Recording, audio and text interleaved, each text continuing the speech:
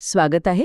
आज आपण दुर्गा सप्तशतीच्या 7व्या अध्यायातल्या एका कथेचा सखोल अभ्यास करणार आहोत. नमस्कार.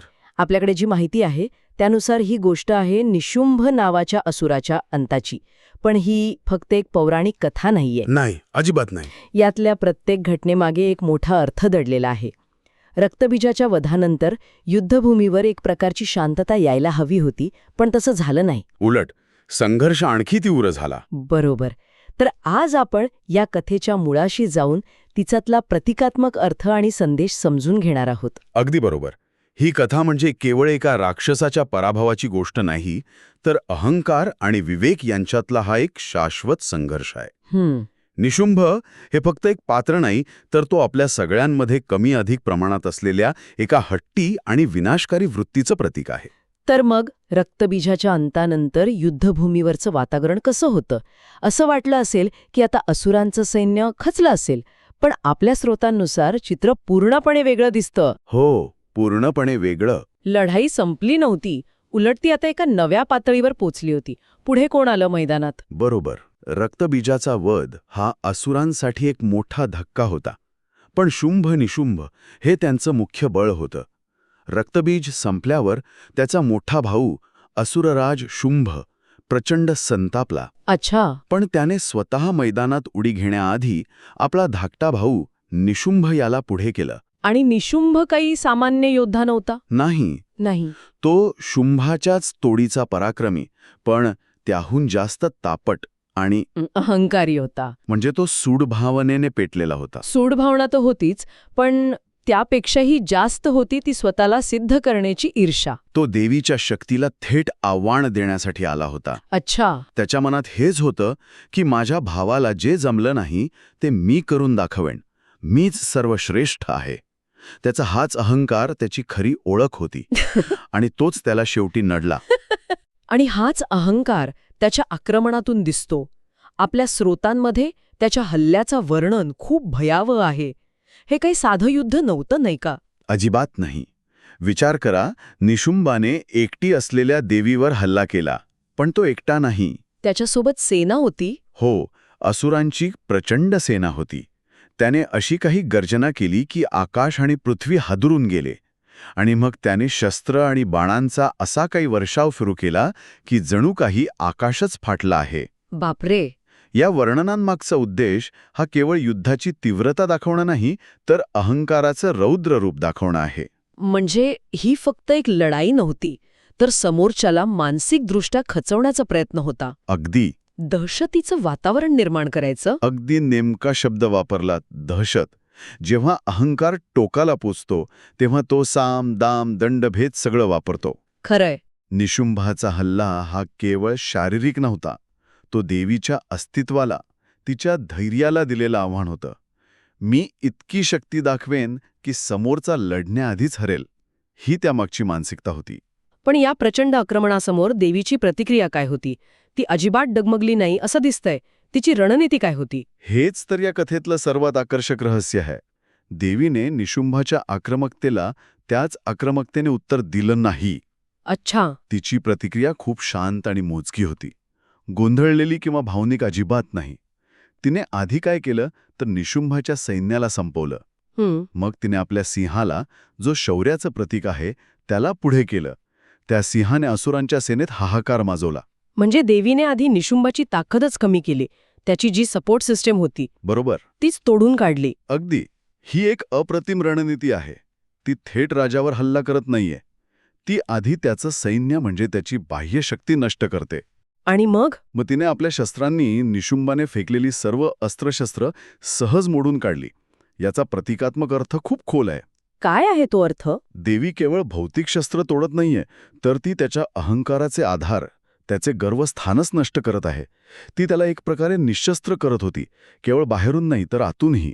ठीक आहे. म्हणजे आता निशुंभ एकटा पडलाय, त्याचं सैन्य संपलंय, त्याची शस्त्र निकामी झाली आहेत. तार्किकदृष्ट्या इथेच त्याने हार मानायला हवी होती किंवा तिथून पळ काढायला हवा होता. हो, पण तसं झालं नाही. तो जे करतो तेच त्याच्या स्वभावाला खरं सिद्ध करतं, नाही का? हो. आणि इथेच ही कथा एका सामान्य युद्धकथेतून एका मनोवैज्ञानिक अभ्यासात बदलते. देवीच्या प्रहारांनी निशुंभ गंभीर जखमी झाला होता, रक्ताने माखला होता. तरीही त्याचा अहंकार तुटला नाही. तो त्या जखमी अवस्थेतही देवीवर चाल करून गेला. शेवटचा प्रयत्न म्हणून त्याने देवीच्या सिंहावर गदेने प्रहार केला. हे अविश्वसनीय आहे. म्हणजे शारीरिकदृष्ट्या तुटल्यानंतरही तो लढतोय. यामागे कोणती प्रेरणा असू शकते? हे शौर्य आहे की आणखी काही? हा खूप महत्वाचा प्रश्न आहे. हे शौर्य नाही, हा निव्वळ हट्ट आहे. आपल्या स्रोतांमध्ये यालाच जिद्दी अहंकार म्हटले आहे. जिद्दी अहंकार. हो, ही अशी अवस्था आहे जिथे व्यक्तीला सत्य दिसतं, आपला पराभव दिसतो, पण तो स्वीकारायची तयारी नसते. बरोबर. पराभव स्वीकारणं म्हणजे स्वतःच्या अस्तित्वाला नाकारण्यासारखं वाटतं. आपण दैनंदिन जीवनातही हे पाहतो की नाही? हो. एखाद्या चर्चेत एखादी व्यक्ती चुकीची ठरते, पण ती शेवटपर्यंत आपला मुद्दा सोडत नाही. अगदी. कारण मी चुकीचा असूच शकत नाही हा अहंकार आड येतो. निशुंभ त्याच हट्टी अहंकाराचं एक महाकाय रूप आहे. म्हणजे तो स्वतःच्या नाशाकडे ओढला जात होता, पण त्याचा अहंकार त्याला थांबू देत नव्हता. अगदी. अहंकार माणसाला अंधळ करतो. त्याला धोक्याची सूचना समजत नाही. निशुंभला देवीच्या शक्तीचा अंदाज आला होता. तो जखमी झाला होता, तरीही तो मागे हटला नाही. त्याला वाटत होतं की तो जिंकेल. हो, त्याला वाटत होतं की अजून एक शेवटचा प्रहार करेन आणि जिंकेन. हाच तो टोकाचा अहंकार आहे जो अंताकडे घेऊन जातो. आणि मग तो शेवटचा क्षण येतो. देवीने पाहिलं की आता याला थांबवणं गरजेचं आहे. तिने आपलं त्रिशूल उचललं, पण तिने जो प्रहार केला तो शरीरावरच्या एका विशिष्ट जागेवर केला. यातही काही विशेष अर्थ दडलेला आहे का? कारण ती कुठेही वार करू शकली असती. नक्कीच. ही केवळ एक शारीरिक क्रिया नाही. देवीने आपल्या त्रिशूल थेट निशुंभाच्या छातीवर मारलं. छातीवर? हो. छाती हे आपल्या भावनांचं, आपल्या अभिमानाचं आणि अहंकाराचं केंद्र मानलं जातं. छाती ठोकपणे सांगणे हा वाक्प्रचार आपण का वापरतो? कारण तो आत्मविश्वासाचं प्रतीक आहे. बरोबर. आत्मविश्वासाचं, कधीकधी गर्वाचं प्रतीक असतो. देवीने थेट त्याच केंद्रावर प्रहार केला. जणू काही ती फक्त शरीर नाही तर त्याच्या अहंकाराच्या मुळावरच घाव घालत होती. ही एक प्रकारची आध्यात्मिक शस्त्रक्रिया होती. आणि त्रिशूल या शस्त्रालाही एक विशेष महत्त्व आहे. हो. त्रिशूळ हे 3 गुणांचं प्रतीक मानलं जातं. सत्व, रज आणि तम. म्हणजे शुद्धता, क्रियाशीलता आणि जडता. निसर्गाच्या या 3 मूलभूत शक्ती. अच्छा. पण या संदर्भात आपल्या स्रोतानुसार त्रिशूळाचे 3 फाळ हे विवेक, ज्ञान आणि धर्माचे प्रतीक आहेत. विवेक, ज्ञान आणि धर्म. हो. जेव्हा अहंकार कोणत्याही मर्यादेपलीकडे जातो तेव्हा ह्याच 3 शक्ती एकत्र येऊन त्याचा नाश करतात. त्यामुळे तो एक प्रहार म्हणजे केवळ मृत्यू नव्हता, तर अहंकारावर विवेकाने मिळवलेला अंतिम विजय होता. त्या एका प्रहारानंतर सगळं शांत झालं. निशुंभ जमिनीवर कोसळला आणि त्याचा अंत झाला. त्यानंतरचं वातावरण कसं होतं? त्यानंतर आपल्या स्रोतांमध्ये देवतांच्या प्रतिक्रियेबद्दल उल्लेख आहे. तो फक्त एक सुटकेचा निश्वास होता की त्यापेक्षा काहीतरी मोठं होतं? तो फक्त सुटकेचा निश्वास नव्हता. तो एक उत्सव होता. सर्व देवतांनी जय हो जगन्माता असा जयघोष केला. अच्छा. स्वर्गात आनंदाची लहर पसरली. यामागचा अर्थ समजून घेतला पाहिजे. ही केवळ एक लढाई जिंकल्याची भावना नव्हती.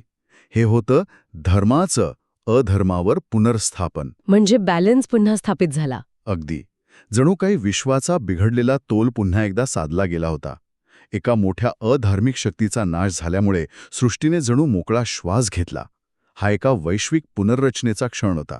तर मग या संपूर्ण कथेतून आपण आजच्या काळात काय शिकवण घेऊ शकतो? याचे मुख्य संदेश काय आहेत? याचे 3 मुख्य पैलू आहेत जे आपल्या स्रोतांमध्ये स्पष्टपणे दिसतात. पहिला आणि सर्वात महत्वाचा संदेश म्हणजे अहंकाराचा अंत अटळ आहे. तो कितीही शक्तिशाली असला, कितीही मोठा वाटला, तरी एक ना एक दिवस तो संपतोच. तो स्वतःच्या नाशाचं कारण बनतो. आणि दुसरा संदेश? दुसरा संदेश हा आहे की अधर्म कितीही बलवान वाटला, त्याची शक्ती कितीही मोठी असली, तरी तो तात्पुरता असतो. तो टिकू शकत नाही. कधीही नाही. शेवटी विजय हा सत्याचा आणि धर्माचाच होतो. निशुंभाची प्रचंड सेना आणि शस्त्र हे अधर्माच्या बाह्य शक्तीचं प्रतीक होतं. पण देवीच्या विवेकापुढे ते टिकलं नाही. आणि तिसरा पैलू जो तुम्ही म्हणालात तो सर्वात आश्वासक आहे. हो. तिसरा आणि सर्वात महत्वाचा आश्वासक पैलू म्हणजे जो देवीच्या अर्थात सतशक्तीच्या, चांगुलपणाच्या आश्रयाला जातो, धर्माच्या मार्गावर चालतो. बरोबर. जो धर्माच्या मार्गावर चालतो त्याचा सर्व प्रकारचा भय आणि भ्रम नाहीसा होतो. त्याला कशाचीही भीती उरत नाही. खरंय.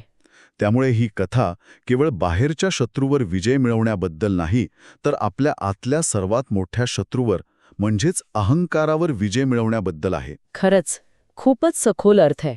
म्हणजे ही कथा ऐकताना आपण निशुंभाला फक्त एक राक्षस म्हणून पाहता कामा नाही, तर आपल्या आत दडलेल्या त्या अहंकारी वृत्तीचं प्रतीक म्हणून पाहिलं पाहिजे. तो हट्टीपणा, तो मीच बरोबर हा भाव. अगदी. तो हट्टी अहंकार जो आपल्या चुका स्वीकारायला तयार नसतो, जो स्वतःला नेहमीच योग्य समजतो, जो पराभव मान्य करत नाही आणि जो सत्य समोर असूनही डोळे झाकून घेतो, तोच खरा निशुंभ आहे. आणि तो आपल्या प्रत्येकात कुठेतरी लपलेला असतो. हो, कमी अधिक प्रमाणात. तर आज आपण दुर्गा सप्तशतीच्या 7व्या अध्यायातील निशुंभ वधाच्या कथेचा सखोल अभ्यास केला. ही केवळ एका युद्धाची कथा नसून अहंकार आणि विवेक यांच्यातील संघर्षाची एक कालातीत गाथा आहे. आणि ही कथा आपल्या सगळ्यांसाठी एक विचार सोडून जाते. या कथेत देवीने बाहेरच्या एका मोठ्या असुराचा नाश केला, पण हाच निशुंभ म्हणजेच जिद्दी अहंकार आपल्या प्रत्येकाच्या आत कमी अधिक प्रमाणात दडलेला असतो. तो आपल्या विचारांमध्ये, आपल्या वागण्यात, आपल्या निर्णयांमध्ये नकळतपणे डोकावत असतो. तर प्रश्न हा आहे की आपला विनाश होण्याआधी आपण आपल्या आतल्या त्या निशुंभाला कसे ओळखायचे आणि त्यावर विजय कसा मिळवायचा.